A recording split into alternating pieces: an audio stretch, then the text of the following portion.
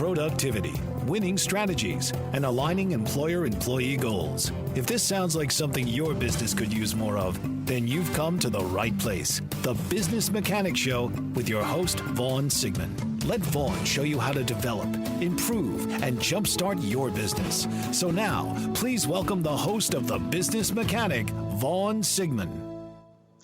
Welcome to the Business Mechanic Show. I'm your host, Vaughn Sigmund, the co-founder of Results-Driven Leadership. We provide the knowledge, skills, and tools you need to advance your career and business success. Whether you're just getting started or been running a business for years, we've got the advice and the tips that will help you stay ahead of the competition. All from real executives, not trained trainers who have learned something from a book. We've been there and we've done that. So visit rdltraining.com. That's Romeo Delta Lima Training.com for more information. Let's get down to the nuts and the bolts of making your career and business more successful. So let's get started with today's show. Results-driven managers who want outstanding, not just good, not less average, not like it's always been, but outstanding results. Well, they meet with their employees to talk about long-term goals. They do this at least once a year. They also have quarterly meetings to discuss progress towards these goals. And the best way to do these meetings, as I've said previously in other shows, is to be able to also understand how to manage successful action plans. That's in our training, that's in our online training at resultsdrivenleadership.com, rdltraining.com. You can take all 14 training modules, everything from hiring to firing, to action plans, to dealing with difficult people. It's all in there. And you can get started training for only $47 a month. I'll put a link in the show notes to check it out if you're interested. But if you're interested, so back to the meeting part. I think, believe, and am experienced that if you have these goal planning meetings outside of work, you go rent a meeting room somewhere. It should be, it can't always be, I understand that, but it should be in a different location than you work, if that's possible.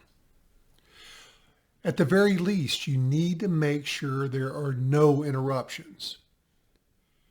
And these meetings, typically, if you follow the 3 simple steps to annual planning, which again, I put a link to that full document, that entire module, the blueprint to getting this done. You can download it for free. It's in the show notes. It should take about 4 hours. Sometimes it's an all-day session, depending on how involved and talkative, if you got a team building, having some fun. But it should be about 4 hours of meeting time. And during that meeting, managers and their team, the owner and their managers, whatever the makeup is, they're going to talk about what is happening with the business.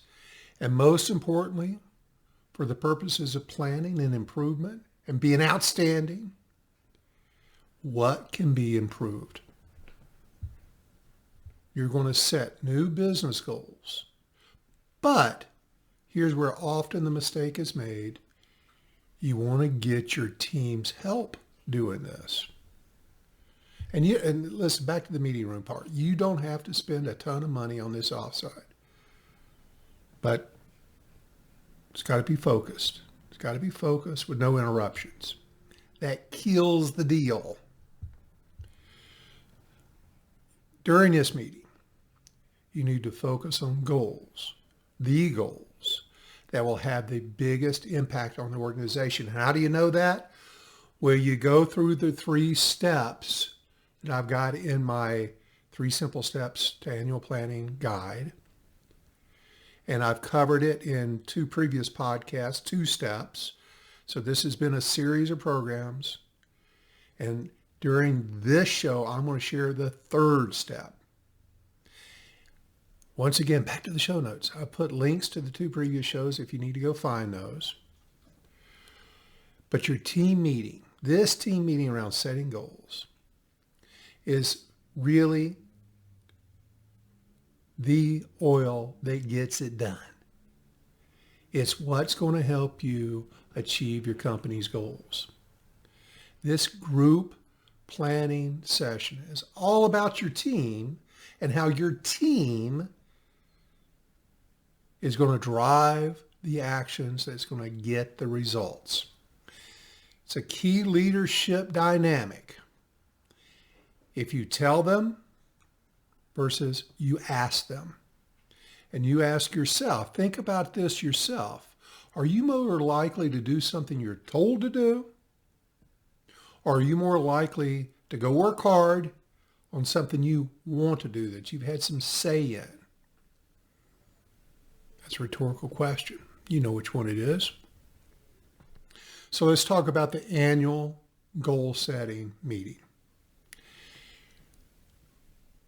This is a common mistake I see many managers make is they start making goals, and that's what this is all about, making goals without the help of their people.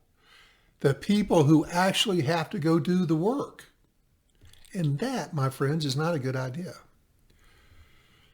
Because when you work with your team and they help you decide the goals, not only the goals, but the actions, the critical success factors, they've been through the SWOT exercise, so they know your strengths, your weaknesses, your opportunities, and your threats. You are much more likely to reach those goals. Why is this? Because the people you are talking with have a say in the action plan, being told versus wanting to. So they probably will agree with the activities, depending on how you facilitate this. If you're a command and control manager or leader, you're going to have a tough time making this work to your benefit, the highest possible level. But if you're collaborative, you're willing to listen, maybe hear things that you're not really interested in hearing or is uncomfortable for you to hear, it's going to make it tougher. You need to be vulnerable during the course of this. Because when they help you make the action plans, 2 good things happen. 1, you don't have to be the smartest person in the room. It takes the pressure off of you to have to come up with everything. And then secondly, it's going to end up being their plan, not your plan. So if you want to do it that way, you want to do it the way that I know works. Done it for decades. I've worked with dozens and dozens of companies. In fact, I had 3 last week. It is annual planning season. This works, and it's amazing. So you got to follow these 3 steps. And again, I put the link in the show notes so you can download a free version of the 3 simple steps to annual goal setting. Download it. You'll have everything you need to have a lively, fun, successful goal setting session that will involve your team and make stuff happen. And that's no matter whether you're a business owner or you're just managing a team. So in going back, just as a reminder, the 3 steps to setting your goals are: 1, you've got to do a SWOT diagnostic. Again, all the steps, the questions, the statements, everything you need is in the guide. SWOT is an acronym for strengths, weaknesses, opportunities, and threats. And the fact that I did 3 of these this past week is very fresh in my mind. The team freaking loves doing this. They get so involved. There's such great dialogue that takes place. And again, I watched one president of a company this week get a little uncomfortable, want to defend it or explain things away because he didn't like what he was hearing. You can't do that. I had to kind of take him by the shoulder and say, dude, stop. Because it's just the facts, and you've got to accept that. The second step is once you've gone through SWOT is you, based on the information you got from that, what your strengths, weaknesses, opportunities, and threats, you're going to identify your critical success factors. And just follow the guidelines. I'm oversimplifying it right now. You're not going to learn how to do it from just this one podcast. You got to listen to 3 and download the guide.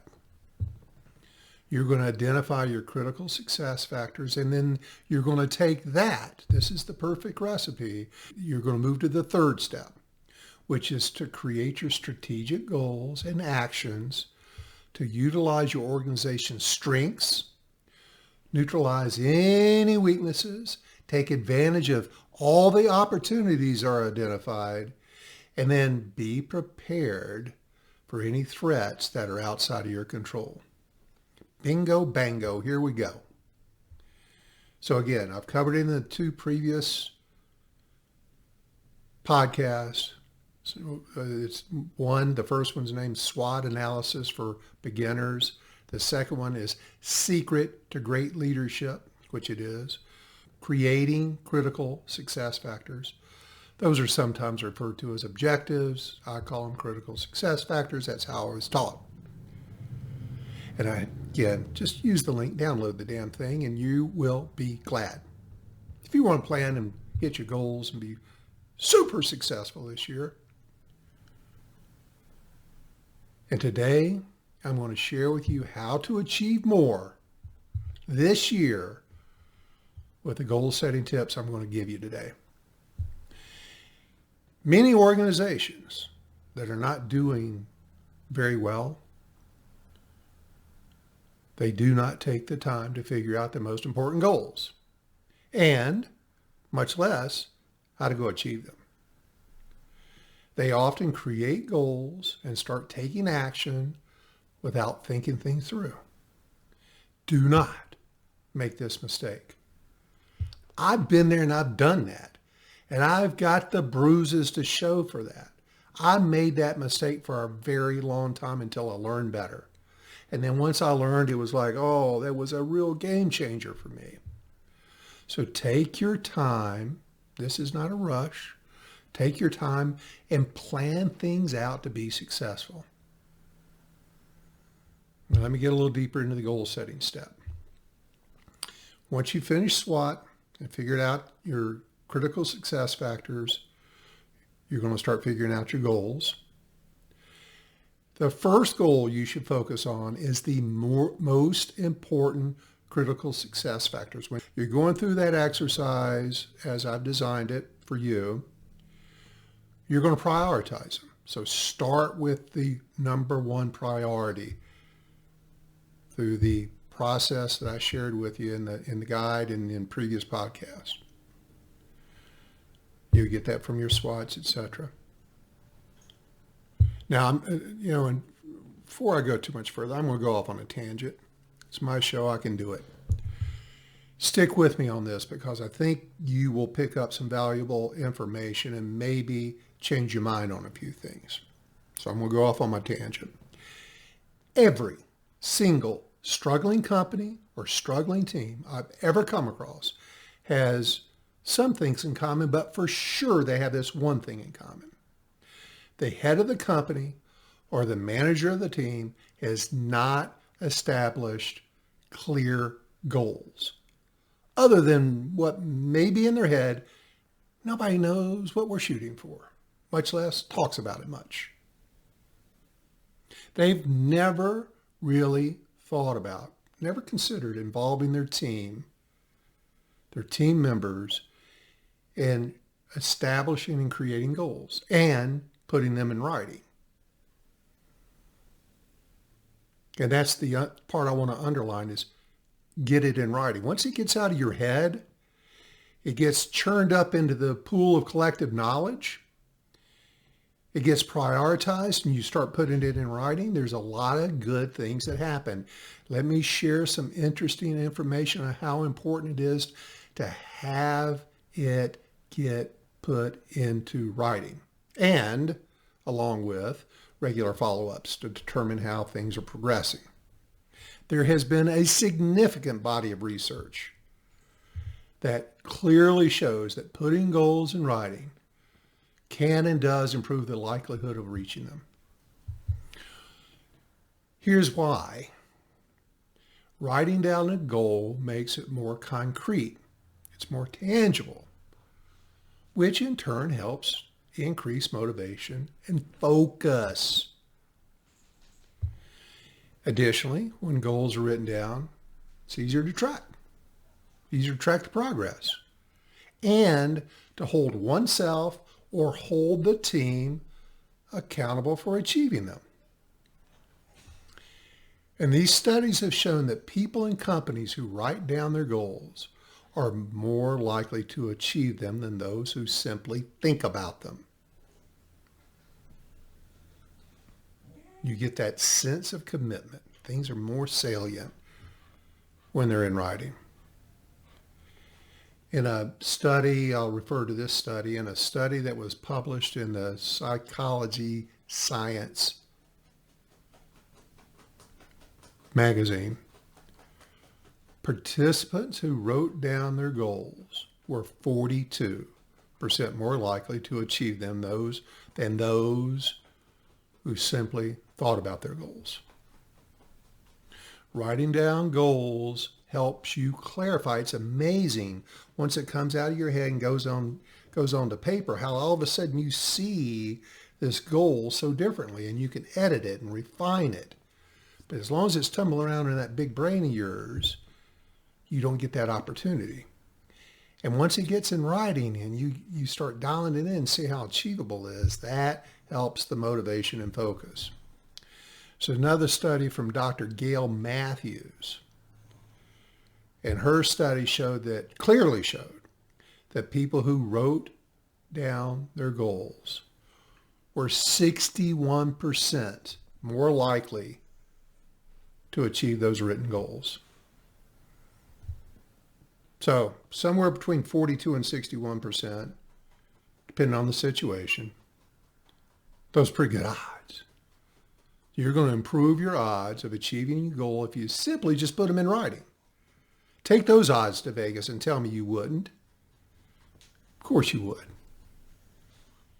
Now let's talk about the percentage of people and companies who actually achieve their goals. Are you feeling like sometimes everyone has big plans for their future and you don't? How are these other companies or teams or people hitting all these high marks, growing their company, growing their teams, being successful, and you're not? Well, I promise you, those people are setting goals, and they're communicating those goals, and they're tracking those goals, and they're putting them in writing. But companies or people who don't, whether it's a personal goal or a company goal or a team goal, people who don't set goals, well, they don't stick with them, so they don't achieve them. It becomes a little bit of a sprint. Then the distractions in life come along, other priorities get in place, and off you go.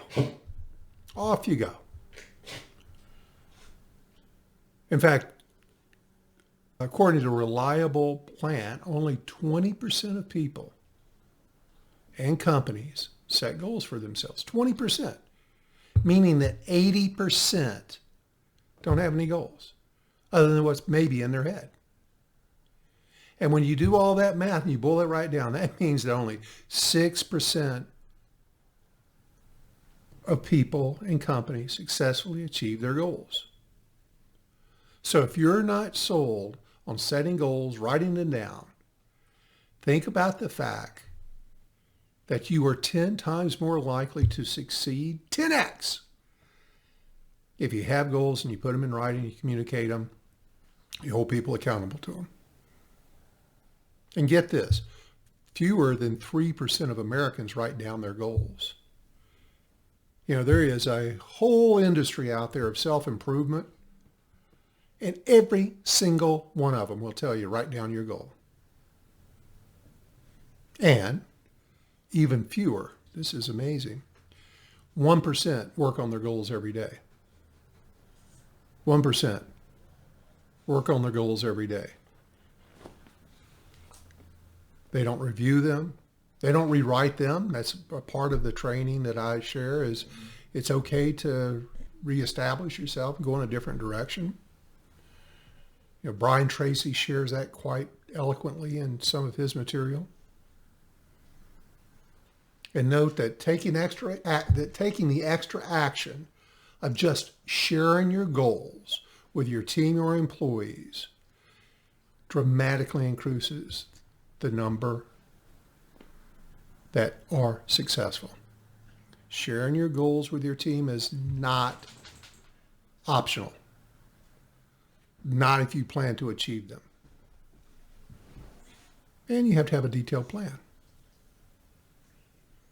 So in study after study, the groups that are most successful, companies that were most successful, teams that established the highest achievements, they all have one thing in common.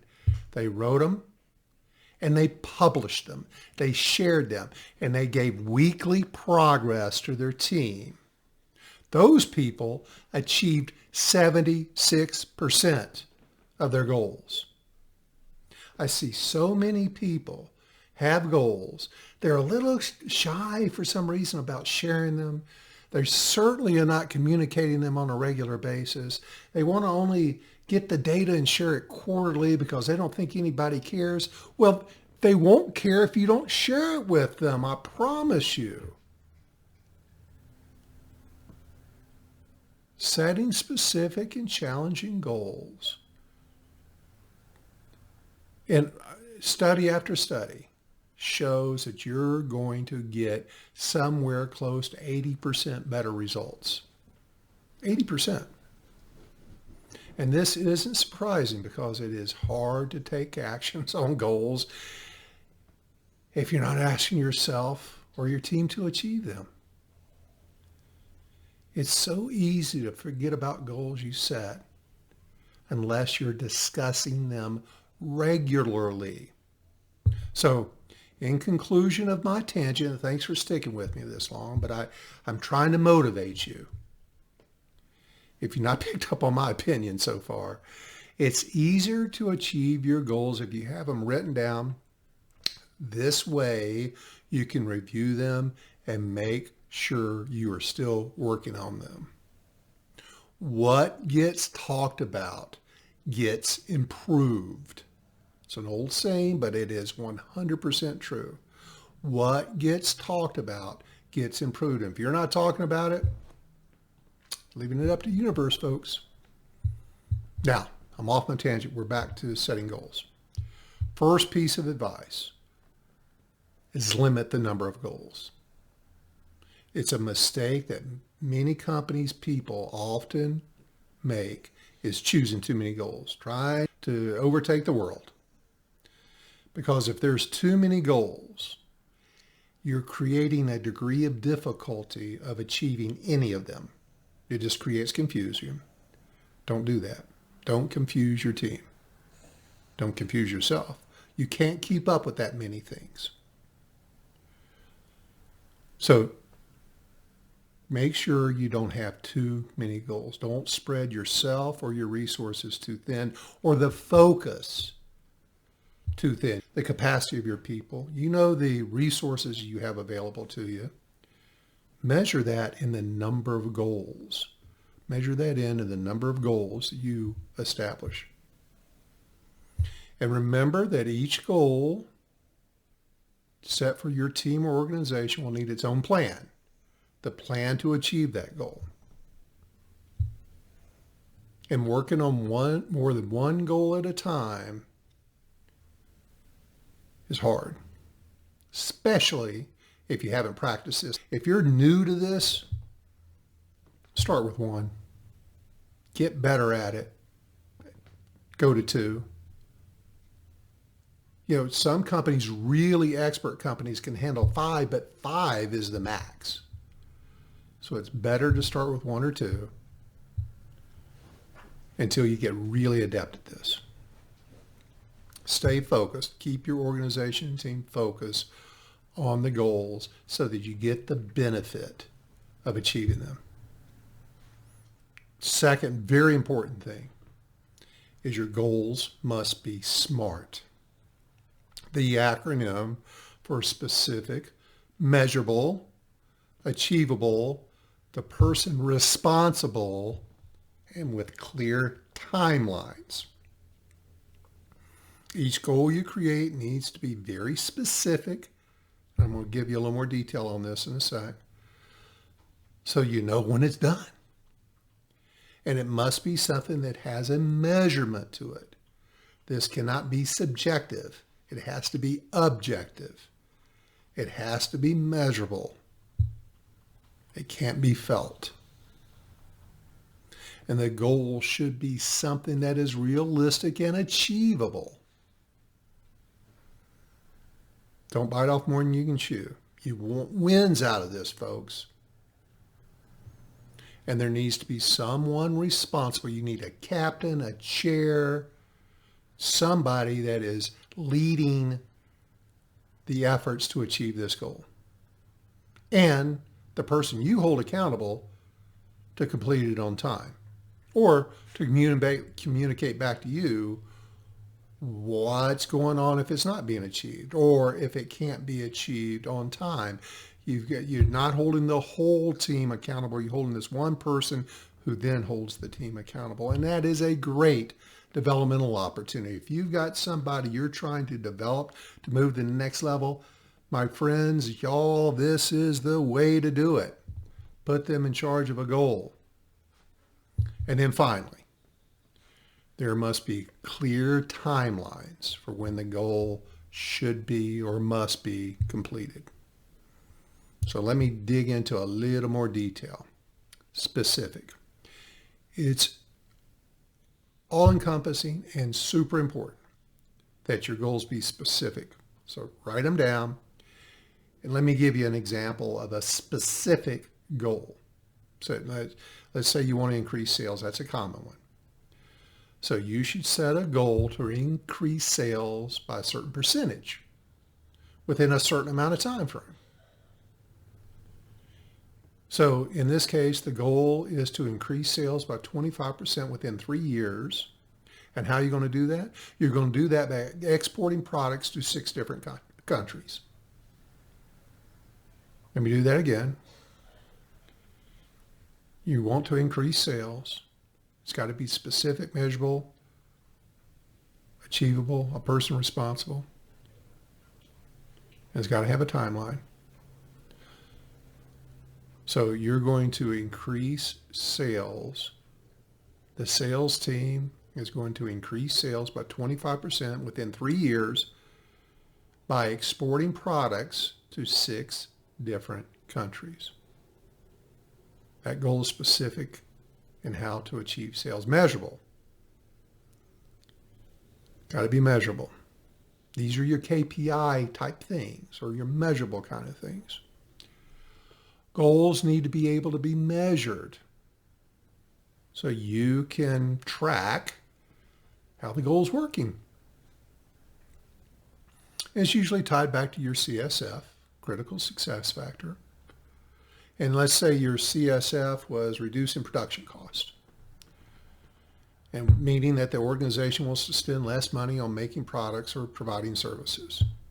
So the top management team talked about all this and how much they need to reduce cost in order to be more competitive. So they decided they wanted to reduce the average manufacturing cost per part by 20% within 2 years. So here are some examples of some questions that might help you create the needed measurements. What is the current asset to liability ratio or debt to equity ratio needed to satisfy your bank loans? That's a big one. What annual revenue do you need to meet to achieve a specific ranking in your industry if that's important to you? What does your organization need in measurably improved rates of repeat sales or retention of customers? How much would you like to improve the number of employees retained or reduce turnover or reduce training cost? What is the needed rate or percentage of sales increase of your products and services for the next 3 years? Those are all measurables. What's achievable? Goals should be something that you can actually do. Because if employees think a goal is not achievable, they might start to feel bad and just give up early on. They're going to feel defeated. You're going to be dead at the starting line. Having goals that are not possible to achieve, and this is why you want to get your folks involved in this, as many and as deep down as you can, that will absolutely lead to failure. They will lose respect for you. Any goal that you set going forward will be questioned. So be careful about doing that. Don't have BS goals. And especially don't set a goal that will require your team to be good at something they're not. The goal may be getting your team better so that you can achieve that goal later. You may need to work on that thing that your team's not good at.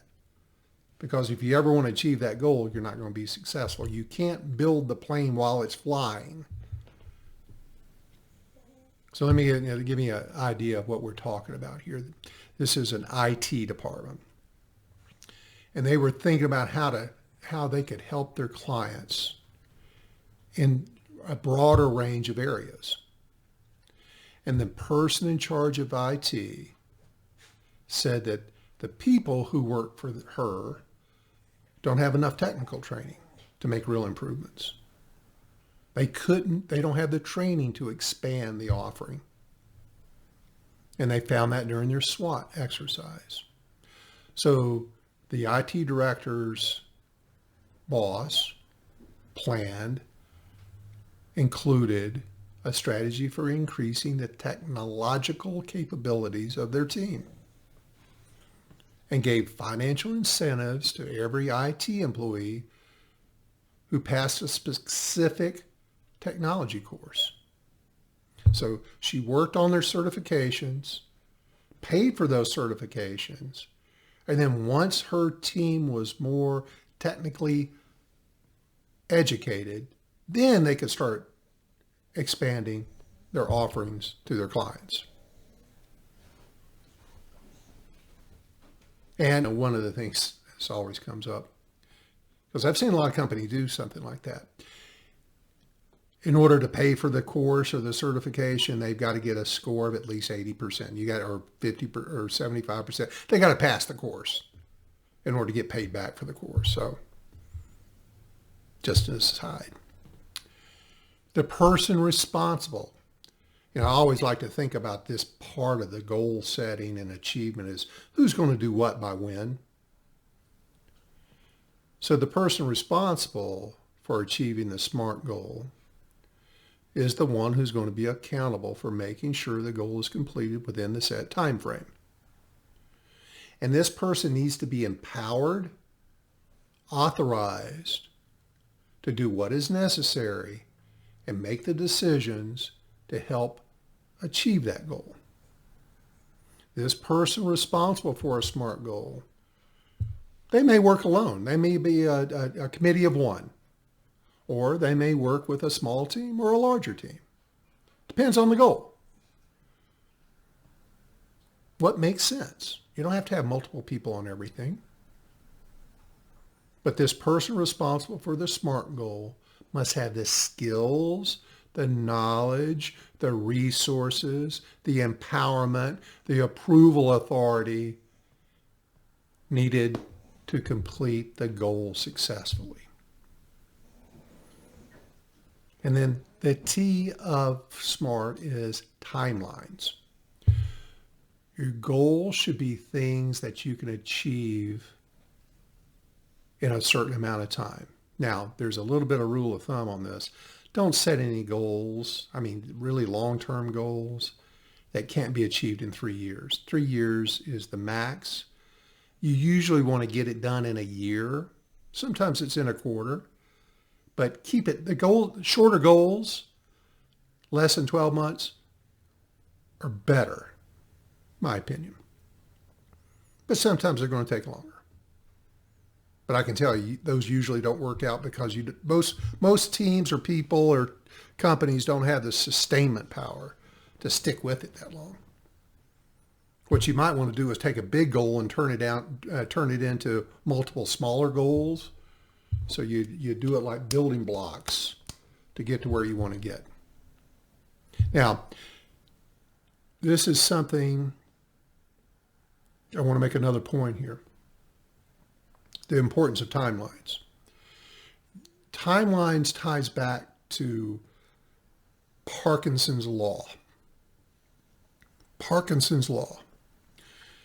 That is the theory or the business saying that work will expand to fill the time that is available.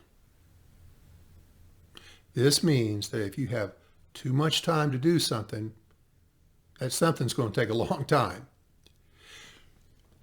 So many managers, so many business owners get so frustrated because they've assigned something to someone. They go back and check on it in the timeline that they've got in their head, but not communicated, and it's not done. Because they didn't tell the person that they assigned it to what time they wanted it done or what day they wanted it done. I've said this next thing a ton of times. People often get mad at other people because they didn't do something they didn't tell them to do. Think about that.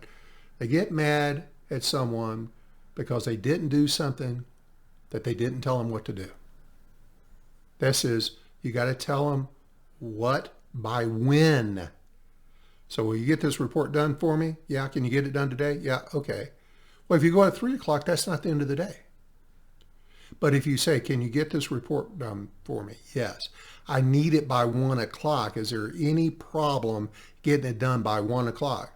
No, I'll get it done by 1 o'clock. Is there anything else that's going to get in your way of getting it done by 1 o'clock? Because I've got to go to a meeting with the boss and the board of directors to present this report right after that. Can you have it done by 1 o'clock? Don't be too casual in your assignments. And managers also get very frustrated that people are just standing around. Their team members maybe just stand around or, kibitzing during the course of the day. Let me tell you, the reason why the old saying, idle hands are the devil's workshop, is because if you keep your team busy, you give them more work than they can handle, guess what? They're going to learn to get their work done more quickly. But if you never stretch them to get it done in a certain amount of time, if you don't pile enough on their plates and keep them busy, they're going to get bored. They're going to start gossiping. Anybody that has a gossiping problem also has a communication problem with delivering the needed information around timelines. You got to keep your people busy because busy people are happy people. Happy people don't gossip. They don't stir up the crap in your business. They don't cause problems because they're too busy to do that. Give them timelines. So Parkinson's law, in essence, just means that the job will take as much time as you give it. And this often, and if you don't give it, okay, you're leaving it up to somebody else to decide, is that really what you want to do? And this often leads to your goals. They led to my goals back before I knew better, not being met. So it's important. It's essential. it's critical to set a deadline for when you want the different steps of this goal to be achieved, or you'll be disappointed. When you're trying to reach a goal, sometimes it's important to have smaller goals to get there first. So let me give you another example of that. Your goal could be to increase sales by 30% in 3 years. In fact, I did this with one team last week. You can measure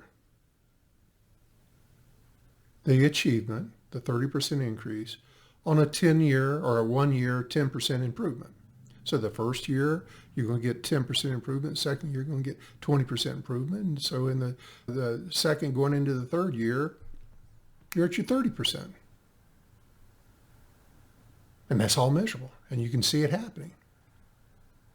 So establish timelines, make sure they're achievable timelines, make sure you got a person responsible for these timelines, and make sure it's all easy to understand. Be very specific about it. You'll be doing yourself a favor. So tying back to the previous part of the 3 simple steps to a goal plan or goals is you're going, during your SWOT exercise, you're going to identify strengths, weaknesses, opportunities. Strengths and opportunities are 2 great ways to establish some goals. Weaknesses, great way to establish goals. So let's talk about some opportunities and weaknesses, all right? So let's talk about a weakness in a company as an example. Lack of diversified product line, or a company has a limited online presence. So the goal from those 2 weaknesses might be develop and launch 3 new products within the next year to diversify our product line, or to increase our online sales by 30% in the next quarter by improving our website or expanding our social media presence. Make sense? Maybe an opportunity, let's go to opportunities now, could be that you say, hey, wow, we could do this. We could grow demand. There's an eco-friendly thing happening out there, if you haven't heard. We could grow demand for our eco-friendly products. Let's come up with an eco-friendly product line. Or you realize during your SWOT exercise that there's new markets that we're not going into. We ought to go tap into one of those markets. So some goals around those might be to develop a line of eco-friendly products to meet the growing demand in the market within the next 18 months. Or to enter a new market by doing some market research, identifying the key players, and within those key players, the potential customers or contacts, and create a sales and marketing plan within the next 6 months. It all doesn't have to come at once, in other words. Here's a goal that was developed to overcome a weakness. Let's talk about the goal now. Sometimes people set goals to overcome these weaknesses. Often they do. So for example, if an organization's sales depend too much on only a few major accounts, very dangerous, they may set a goal to fix that. There could be a significant potential negative impact if one or just a couple of these companies stop being accounts. I've seen it happen. I was put out of a job once because of that years ago. So you got to be careful. So the weakness is depending too much on one customer or a small number of customers. So the critical success factor would be decreasing our dependence on a small number of customers that represent most of the company's sales. Pareto's law, 80-20, you got to be careful about that when it comes to the broadness of your customer base. So the organization's goal is to expand our customer base within 2 years so that no one customer represents over 20% of the company's projected sales. Simple enough. How about a goal developed around a threat? Like increased competition in the market or a big economic downturn.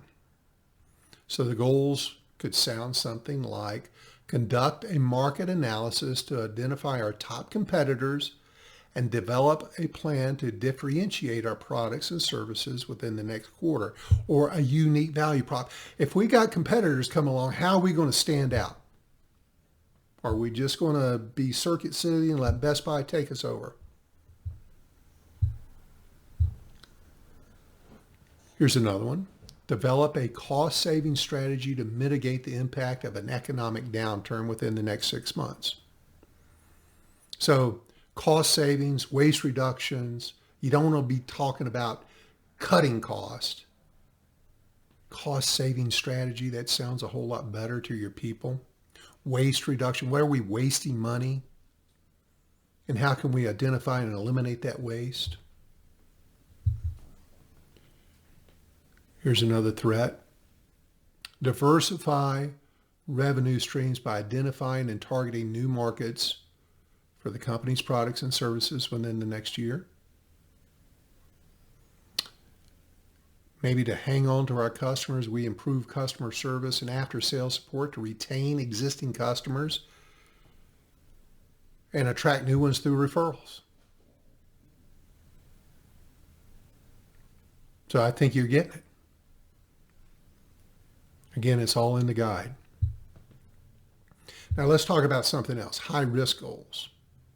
High-risk goals.